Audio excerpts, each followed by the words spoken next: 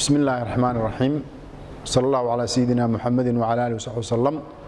waxaan la hadlayaa horta salaamaya ummadda reer SSC Khaatumo meel ay joogtaba waxaan leeyahay waqtigii waa inoo yimid jaaniskii aynu ka faa'iideysan lahayn baynu gaadhnay dagaal waa bilowday gobonnimuna ku dhamaanaya iyo inaynu dhulkeenii leenugu adoonsanayay oo inagu yeelay aynu dib ula soo noqono halkan waxaan doonayaa inaan ka sheego magac la yiraahdo Maxamuud Bari oo dhulbahante abtiriskiisa ku jira ma jiro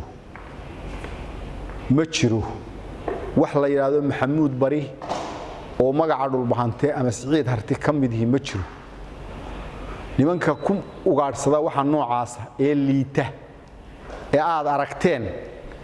tiriib horena siilaanyo kula shirayay orbogays oo waxa ka shaqeynayay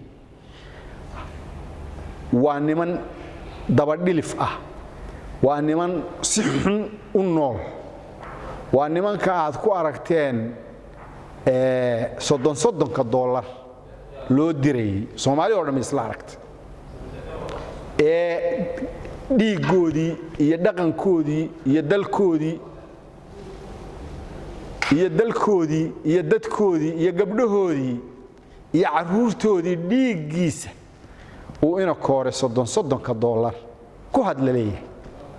hadday hadlaanna wax kuma hadal hadday aamusaanna wax lama aamusna waa dagaalamaynaa shantaasi nimaanay ka celin sharci kaama cisho waxaynu yeelay dulli markaas la inagu dayn waay berigii hore waxaan ka maqli jiray dadka wax garadka ah oo helo aqliga oo waliba dadka miyiga war nimankaasi SNM waxay doonayaan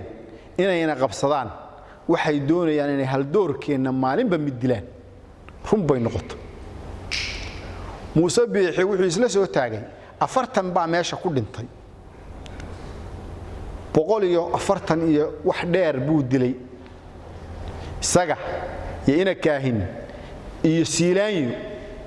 waa shaqadii ay qaaxo iyo dhulkay jireen iyo dhulkay u qaxeen ku soo qorteen weey aan dadka goboladiisa degan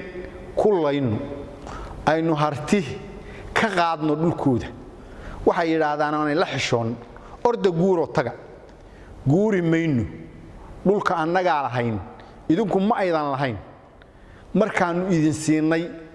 oo Ingiriiska dabada ka wadateen qayb idin gooyay oo dubur hawd ka xul baad joogteen sheekh wixii ka sokeeya annaga lahayn hadeerna annaga leh waana doonaynaa haddaad aanu in badan dulli ahayn ilaahay dullinimadii waa naga qaaday waanu dagaalamaynaa dhulkayagii baanu la soo noqonaynaa buurihii aad abtiyaal joogi jirteen baad ku noqonaysaa inta iyagaan idhi sheekh malihidin oo shariif malihidin oo nin wax garada malihidin oo maxaa la yiraahdaa isim malihidin marka laga reebo Suldaan Dubad iyo Buur Madow reeraha reer Sheekh Isxaaq waa 8 oday garxajis baa u liito aniga ay dhalay Somaliland ay sheegayaan iyo isaaq gudihiisana waxba kama ay aha hadeerna waa kuwa u hadal xun nin kaliya oo sida labada isim ay u hadlay ma jiro iyaguna de waa tolkood waa laba nin laakiin cadaaladooda iyo uurkooda iyo xaqaaninimadooda ay sheegeen ilaahay baana ka ajar siinaya wixiina kale dagaal baad nagu hayseen annana waydin garanay waydin aragnay waxba inagama dhaxeeyaan dhul inagama dhaxeeyo maxaa la yiraahdaa nasab iyo maxaa la yiraahdaa tulnimo inagama dhaxayso Soomaalinimo inaga dhaxayso iyadana diide dadku waa qabiil waa waxa hadeer wax la yiri baarlamaanka Soomaaliyeed baa 10 xildhibaan xasuuqa ka dhacay laascaanood u saaray labadiini waydinka la tanaasulay oo yiri tanaasulo dir baan la yiraahdaa anagu kuma jiro Soomaalida kale waxaanu leenahay anagu horta waa dagaalamaynaa dhulka iyagana waa xoreysanaynaa Soomaalina bilad taariikh baanu kaga jiraa baaldaha baanu kaga jiraa xurriyadda Soomaaliya haysato nimankii keenay baanu nahay haddeerna gobolka iyagana waa xoreysanaynaa Soomaalida kale ee duulaysanna waa xoreyn doonaa insha Allah ta'ala baadil kuma soconno xaq darro kuma soconno dhul aanan lahayn duulaan kuma nihin ninna dulmi mayno annaga duulaanna lagu yahay dhulka iyagii baa lagu soo doontay caruurta iyadii baa la laynayaa dumarka iyagii baa la laynayaa wax garadka iyagii baa xabad loo dilay waa dagaalamaynaa waxba haruudle aad $30 siisaan oo tiraadaan marba magacaan jirin sheegta waxba tari mayaan waxaan la hadlayaa ragga Hargeysa laga soo diray ee hadda soo socda ee Baasha Cali Jaamac Maxamuud iyo Baasha Cali Jaamac iyo Xuseen Aadan Cadde Baasha Maxamed Cadde warkiinu weydiga soo horeeyay warhoyha ceeboobina war ceeboowde horeynu ceeboowne dib ha u ceeboobina war dhulkaasi waa xoroobaya war dawlad baa laga dhisayaa war ragii madaxda ka noqon lahaa baatiin war inta dad dabadii gelileysaan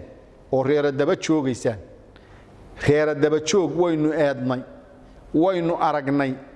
Soomaalida kale oo dhammi waa xor reer gurigiisa lagu haysto inaga mooyee ma jiro inaguna maanta waa dagaalamayaan haddaynu inaga wixii aniga ila gada ah iyo wixii iga weyni waxa qaayibeen wixii inaga yaryaraa waa diideen ninkii ku biiraya halgankooda uu ku soo biir dagaalkani waa soconaya dhulkeenina uu xoroobaya biidmillaahi alkariim war hooy dagaalkaas la baxa ciidankiina war la baxa maxaa la yiraahdaa mooriyaantiina war dhulkiini allihiin haduu alla yahay waa leedin afiyay ku noqdo war hadaad ku noqon weydaan annaga kaayaga dhintaa waa shahiid jannooyinka rabbigay buu gelayaa kiinuna naartu ku qurmaya war waxaad ku soo tashateen oo in badan idinka guuxayay weey ma tagayno dhulka iyagana qaadan admaysaan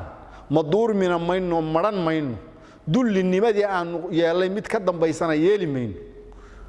intaasaan maanta halkan ka sheegaya in badan oo kalena waa sheegi doonaa wassalaamu calaykum waraxmatullaahi tacaala wabarakaatuh